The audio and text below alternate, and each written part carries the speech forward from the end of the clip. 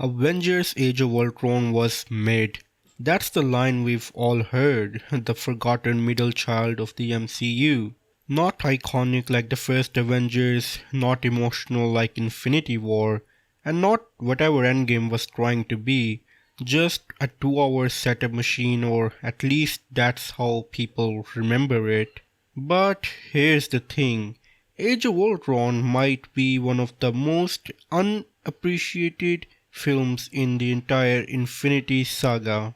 No, it's not flawless, but if you actually rewatch it and actually sit down and pay attention, not just scroll through your phone while it's running in the background, you'll realize this movie had far more going on beneath the surface than people give it credit for.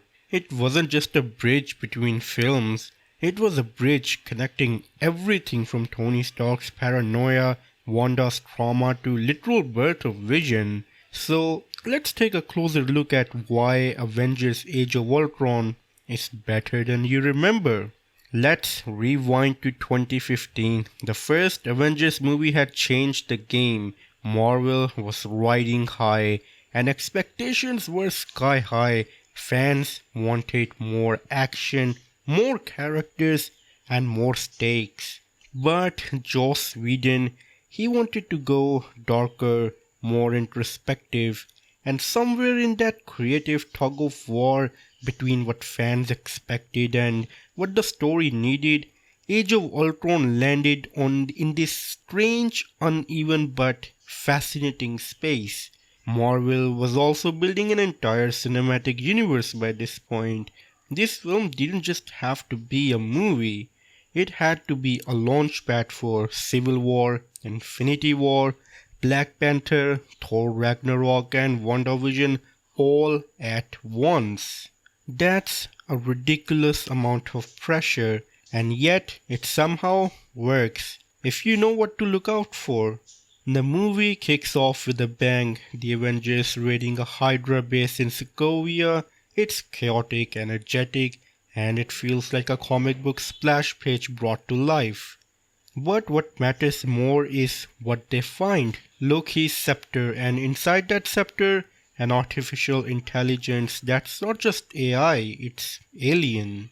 Tony Stark, still haunted by the Chitauri invasion, sees a way to protect the Earth, a suit of armor around the world, but instead of running it down by his team, he pulls a classic Stark move and goes rogue, teams up with Banner and tries to build an AI peacekeeping program called Ultron. Naturally, Ultron wakes up, takes one look at humanity and decides the only way to protect the Earth is, well, to remove the humans from the equation. Ultron then crashes the Avengers party, literally, and makes his escape, heading off to upgrade his body and enlist the Maximoff twins Pietro and Wanda. Wanda in particular proves to be more than just a powered sidekick. She messes with the minds of the Avengers, forcing them to face their inner fears. This is where the movie slows down, but in a good way. We get Tony's fear of inevitable failure, Cap's guilt over never finding peace, Natasha's painful past, and Bruce's anxiety over his own strength. The movie lets its heroes crack just enough to make them human again. Meanwhile, Ultron is recruiting, building, evolving. He goes from junkyard robot to sleek metal tyrant. James Spader's voice, his performance gives him a twisted charm, equal parts Shakespearean villain and sarcastic tech bro. And yes, he jokes too much, but under that is a clear ideological contrast with Stark, cold logic versus flawed humanity. Eventually, the Avengers regroup, and this is where Vision enters, born from Stark's AI Jarvis and the same Mind Stone that powered Loki's scepter.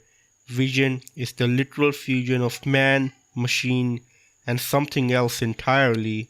He's the wild card, and the second he lifts Thor's hammer, everything changes. In the final act, the team takes on Ultron in Sokovia. Its destruction is on a massive scale, a floating city, an extinction level threat, and Our hero is trying to evacuate every civilian in sight. Quicksilver sacrifices himself in a very PG way, of course. Wanda snaps emotionally, and Ultron is ultimately defeated by Vision, a machine choosing not to be like Ultron. And then the theme, it's changed. Banner disappears, Thor goes hunting for Infinity Stones, Cap and Natasha start building a new team. It's not a victory lap, it's a transition, and that's the point. First off, the dialogue. Whedon's writing isn't perfect, but some moments land hard. Every time someone tries to win a war before it starts, innocent people pay the price. That's Cap right there, calling out the entire ideology of the preemptive control. Then there's the character work. Natasha and Bruce's relationship, it was controversial, sure, but at least the movie tries to explore what intimacy looks like between two damaged people. Clint Barton getting a family subplot, it grounds the movie in a way nothing else in the franchise has really done. The visuals, yes, some of the CGI is aging, but there are gorgeous sequences like slow motion battle in church or Vision and Ultron's final conversation about humanity. And let's talk about the setup, because this movie is a foundational block. Without Ultron, there is no Sokovia Accords. Without Wanda's trauma here, there is no WandaVision. Without Vision, there is no philosophical counter to Ultron's cynicism. It doesn't just connect dots, it also creates new ones for the future movies to explore. Age of Ultron isn't perfect, the pacing dips, some jokes undercut the drama, and yes, it's juggling way too much for one movie.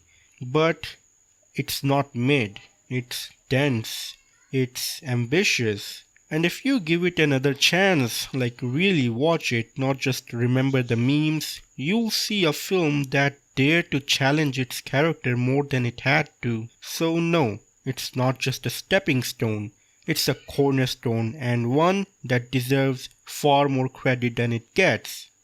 Let me know your thoughts in the comments down below, and as always, it's time for a goodbye.